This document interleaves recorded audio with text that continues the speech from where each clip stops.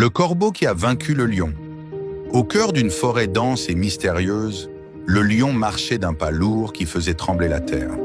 Il croyait que sa force faisait de lui un souverain absolu, invincible et indomptable. Son rugissement glaçait le sang de toutes les créatures et son injustice restait impunie, car la peur muselait les voix. Mais perché sur les branches hautes, un petit corbeau noir aux yeux brillants l'observait en silence. Il n'avait ni griffes comme les fauves, ni crocs comme les loups, ni corps massif pour impressionner. Ce qu'il possédait, c'était ce que les puissants négligeant, l'intelligence du renard et la patience de la pierre. Le défi. Un matin ensoleillé, les animaux s'étaient rassemblés autour d'un point d'eau. Le lion, fier et arrogant, déclara d'une voix retentissante: « Qui oserait me défier?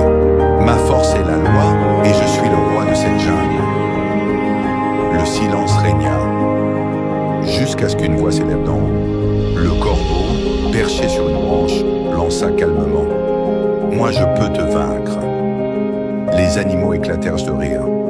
Comment un oiseau chétif pouvait-il défier le maître de la forêt?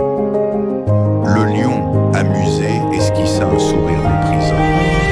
« Si cela te plaît, petit oiseau, j'accepte ton défi. » Le plan du corbeau. Le lendemain, la bataille commença. Mais ce n'était pas une bataille de griffes ou de crocs. Le jour, le corbeau planait au-dessus du lion en poussant des croassements stridents qui l'empêchèrent de dormir. La nuit, il se perchait dans les arbres et laissait tomber de petits cailloux sur le lion chaque fois qu'il fermait les yeux. Jour après jour, le roi de la jungle ne trouva plus de repos. Ni sommeil paisible, ni chasse réussie.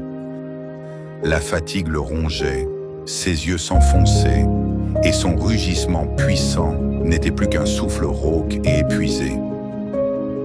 La chute. En quelques jours, l'orgueilleux lion devint l'ombre de lui-même. Trop faible pour chasser, incapable de défendre son territoire, il n'était plus que la caricature de sa grandeur passée. Alors le corbeau s'éleva au sommet d'un rocher et, ailes grandes ouvertes, proclama d'une voix forte: « Regarde, roi de la jungle, je ne t'ai pas vaincu par la force, ni par le combat, mais par l'intelligence et la patience. J'ai frappé là où tu étais vulnérable, dans ton repos. Retire cette leçon. Le corps s'effondre, mais celui qui possède l'esprit triomphe toujours. » La leçon. L'intelligence surpasse toujours la force. La patience est une arme invisible, mais plus redoutable que la puissance. Parfois, les créatures les plus faibles remportent la bataille, parce qu'elles savent où frapper et comment attendre.